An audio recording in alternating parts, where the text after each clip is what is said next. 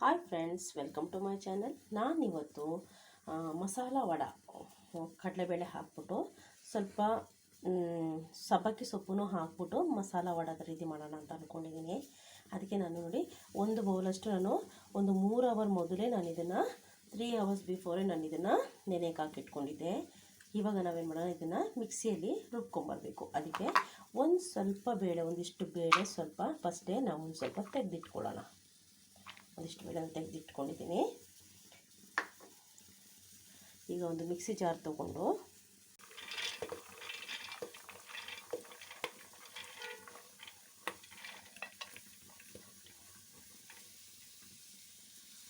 ಹಾಕ್ಕೊಂಡು ಇದಕ್ಕೆ 1 ಸ್ಪೂನಷ್ಟು ಸೋಂಪುನ ಹಾಕ್ಕೊಳ್ತಾ ಇದ್ದೀನಿ.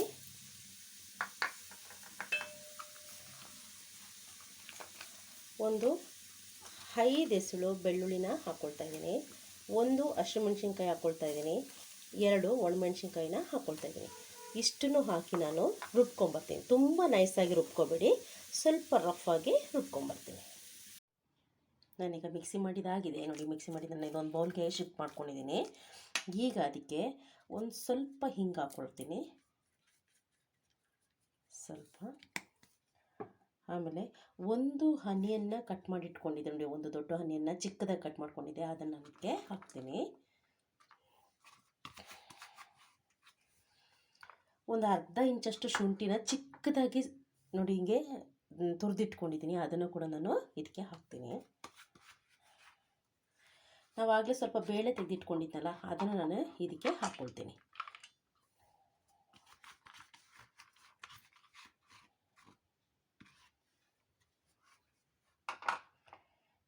ಈಗ 1 ಬೌಲಷ್ಟು ಸಬ್ಬಕ್ಕಿ ಸೊಪ್ಪು ತೊಗೊಂಡಿದ್ದೀನಿ, ಅದನ್ನು ನಾನು ಇದಕ್ಕೆ ಹಾಕ್ತಾ ಇದ್ದೀನಿ.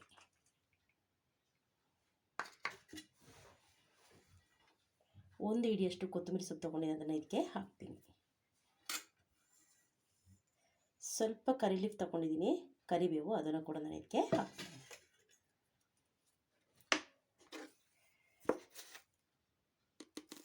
ರುಚಿಗೆ ಎಷ್ಟು ಬೇಕು ಉಪ್ಪು ನೋಡ್ಕೊಳ್ಳಿ, ಅಷ್ಟು ಉಪ್ಪು ನಾನು ಹಾಕ್ತಾ ಇದ್ದೀನಿ. ಸ್ವಲ್ಪ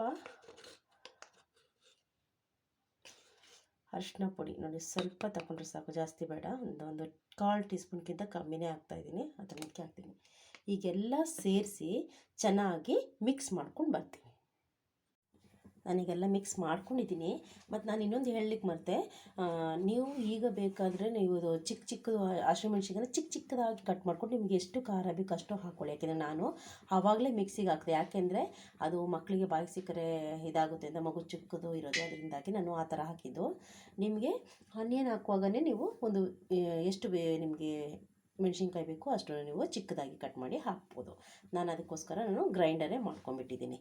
ಈಗ ನಾನು ಹಾಕೋ ಅವಶ್ಯಕತೆ ಇಲ್ಲ. ಒಂದು ಕಡೆ ಎಣ್ಣೆ ಕಾಯಕ್ಕೆ ಇಟ್ಕೊಂಡಿದ್ದೀನಿ, ಈಗ ಹಾಕೋಣ. ಇದನ್ನು ಫಸ್ಟ್ ನಾವು ಒಂದೊಂದೇ ಈ ಥರ ನೋಡಿ, ಈ ಥರ ನೀರೇನು ಸೇರಿಸೇ ಇಲ್ಲ ನೋಡಿ, ನೀರು ಸೇರಿಸ್ಬಾರ್ದು. ನೀರು ಸೇರಿಸಿದ್ರೆ ತುಂಬ ತೆಳು ಆಗಿಬಿಡುತ್ತೆ.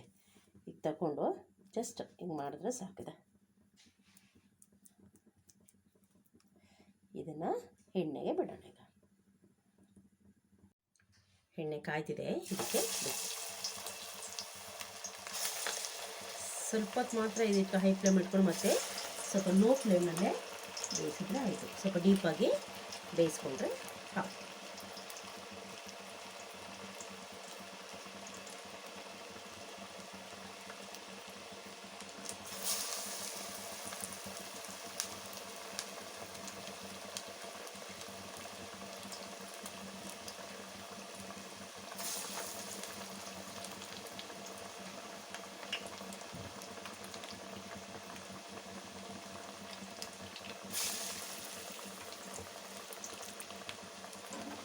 ಮಾಡಿಕೊಂಡ್ರೆ ಆಯಿತು.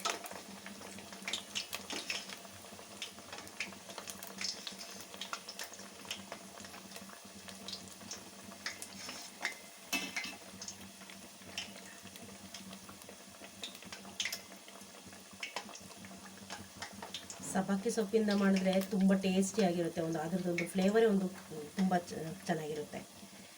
ಮಸಾಲ ವಡೆ ಆಲ್ಮೋಸ್ಟ್ ಮಾಡ್ತೀವಿ, ಆದರೆ ಸಬ್ಬಕ್ಕಿ ಸೇರಿಸೋದು ತುಂಬ ಕಡಿಮೆ. ಅದರಿಂದಾಗಿ ಅದನ್ನು ಒಂದ್ಸರಿ ಟ್ರೈ ಮಾಡಿ ಫ್ರೆಂಡ್ಸ್, ನೀವು ಕೂಡ ಹೇಗಿದೆ ಅಂತ ಹೇಳಿ.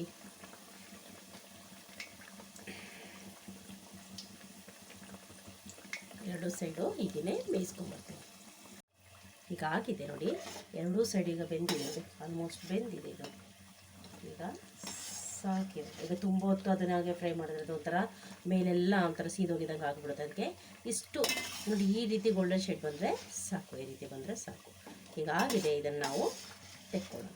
ನೋಡಿ ಫ್ರೆಂಡ್ಸ್, ನೀವು ಟ್ರೈ ಮಾಡಿ ಅಂತ ನಾನು ಹೇಳ್ತೀನಿ ಫ್ರೆಂಡ್ಸ್. ಒಂದ್ಸರಿ ಟ್ರೈ ಮಾಡಿ, ಸೂಪರಾಗಿರುತ್ತೆ. ಹೊರಗಡೆಯಿಂದ ದುಡ್ಡು ಕೊಟ್ಟು ತಂದರೆ ಒಂದೊಂದು ವಡೆಗೂ ಅಷ್ಟು ರೇಟ್ ಹೇಳ್ತಾರೆ.